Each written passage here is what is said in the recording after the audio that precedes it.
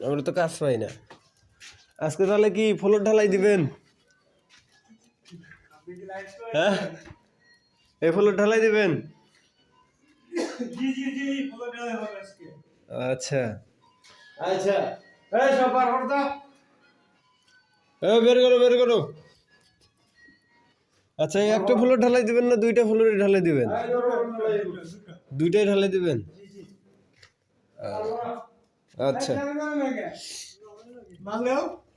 দেন দেন তাড়াতাড়ি ঢালাই ঢুলাই দেন। এটা কি?